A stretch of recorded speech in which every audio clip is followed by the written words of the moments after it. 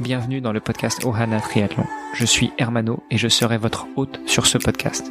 À mes côtés, Olivier De Scuter, le fondateur de la marque Ohana. Tous les jours, en 5 minutes, on vous explique comment lancer une marque de textile de sport et comment performer dans le triathlon. Ce podcast est sponsorisé par Ohana, spécialiste du textile de triathlon, natation, vélo, course à pied. Pour en savoir plus sur la marque, direction ohana.boutique. À tout de suite pour votre première commande.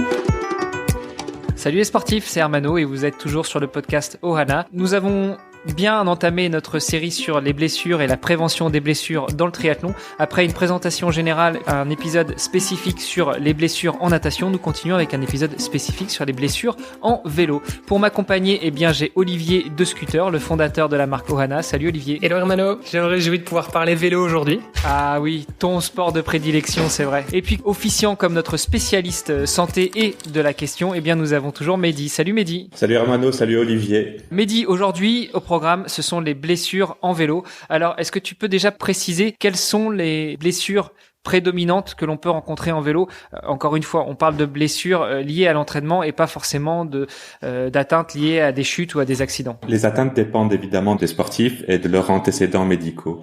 Généralement, on constate qu'il y a le symptôme le plus présent, c'est le syndrome de la bandelette iliotibiale ou bien syndrome de l'essuie-glace. C'est un nom un peu barbare, mais l'essuie-glace parle bien. Il y a une petite bandelette sur la face latérale du genou et qui vient frotter sur une protubérance osseuse du genou.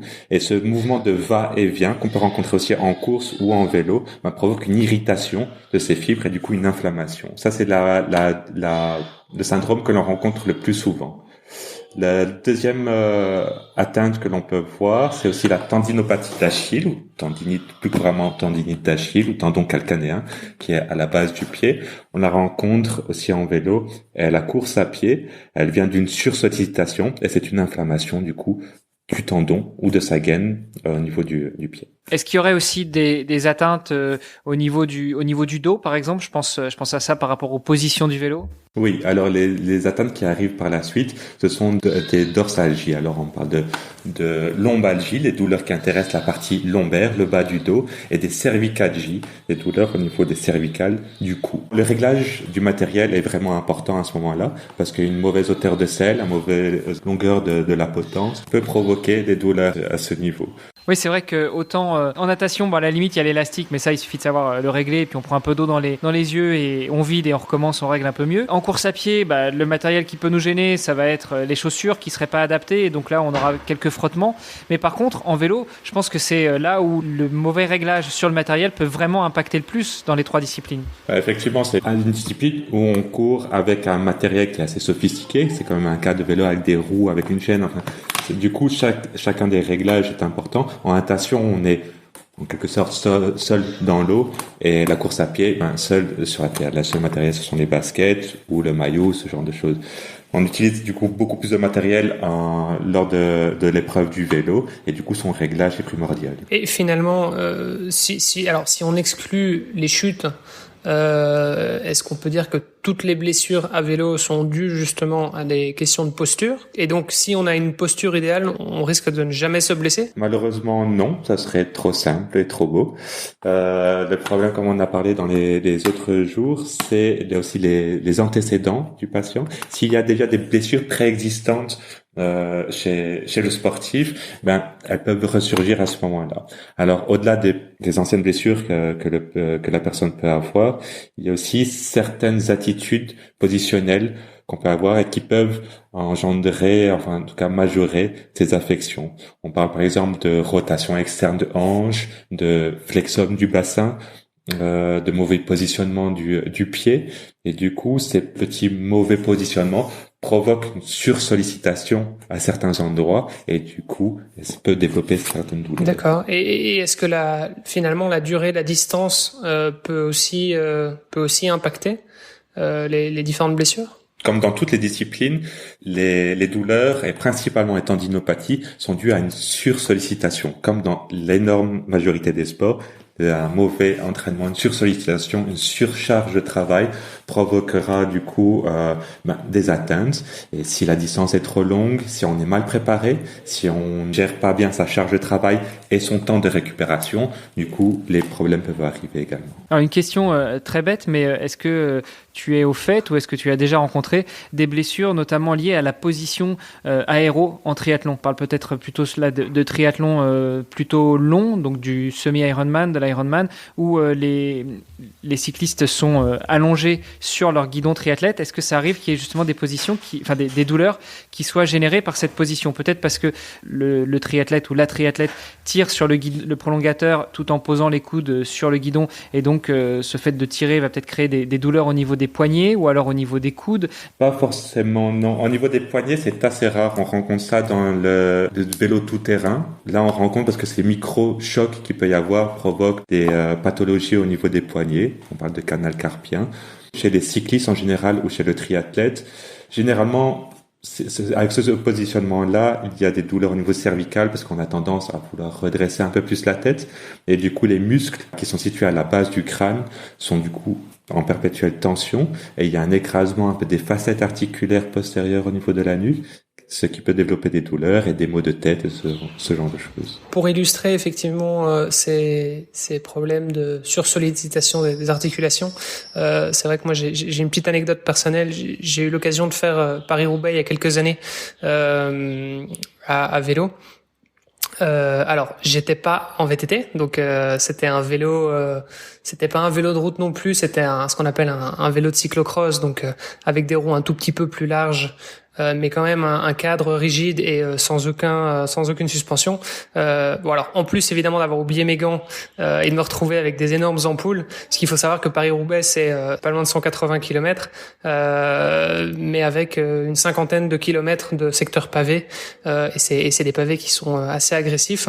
Et donc c'est vrai qu'en fait, finalement, rien que ces chocs-là sur cette distance, ça m'a fait terminer en fait avec en plus des ampoules. Des douleurs dans les articulations, et c'était depuis les phalanges de chaque doigt jusque dans les genoux, le dos, les coudes, les épaules. C'est vraiment à chaque articulation qu'on le sent.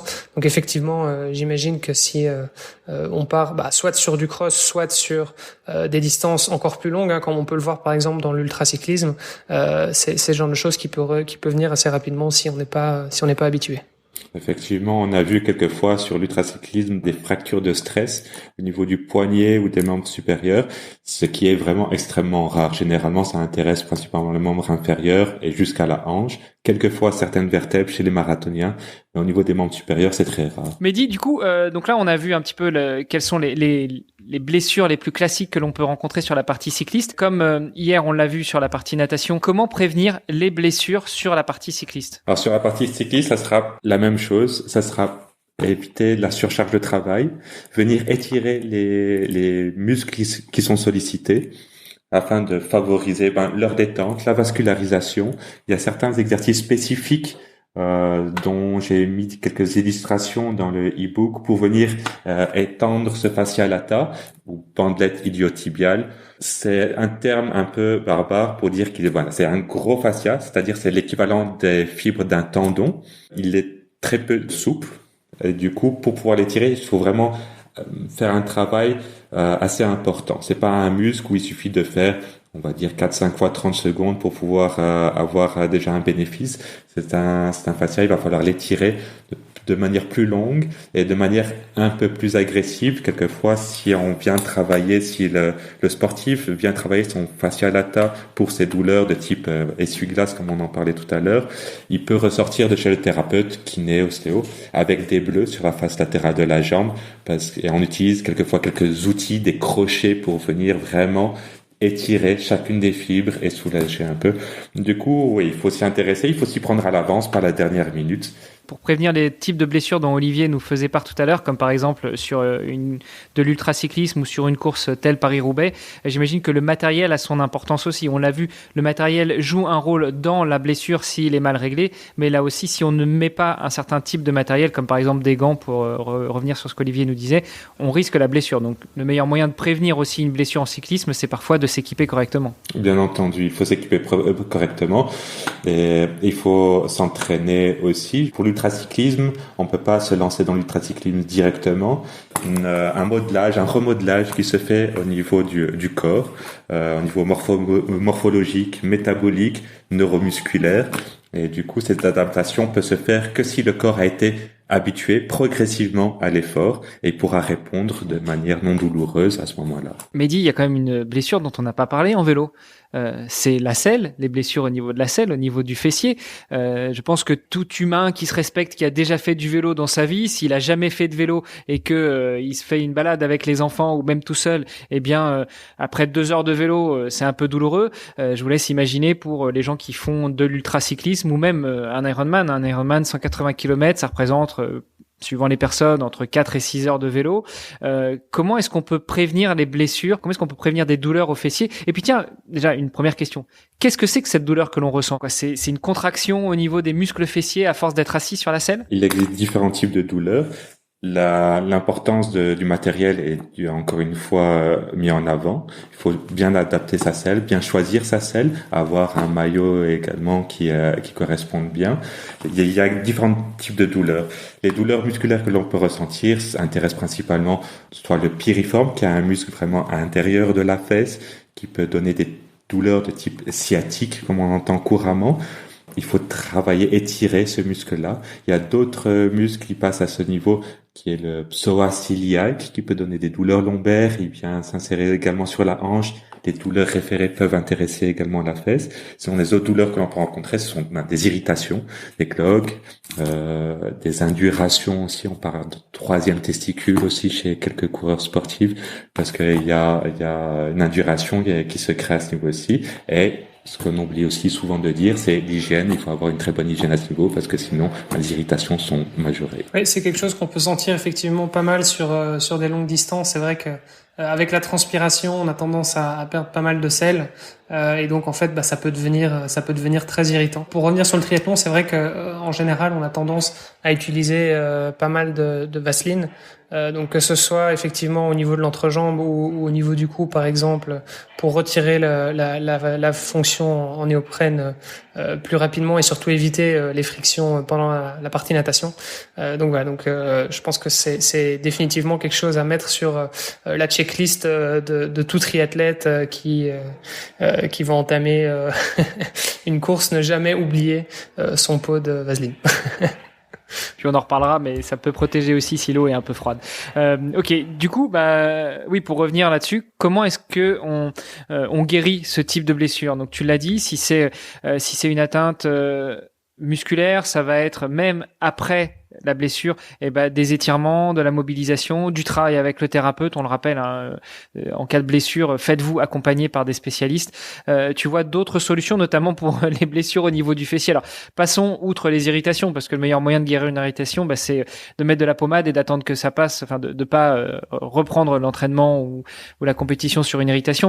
Mais vraiment, si on parle d'atteinte musculaire, comment est-ce qu'on peut résoudre ces blessures? Comme les autres types de blessures, ça sera vraiment, tu l'as dit, Armano, ça sera un accompagnement correct avec un thérapeute, venir cibler les groupes musculaires qui sont atteints, cibler en fonction de l'individu et de sa morphologie les exercices en charge ou en décharge, et en fonction de la gravité de l'atteinte, savoir respecter un certain temps de repos et une mise en charge et une mise à travail de manière progressive.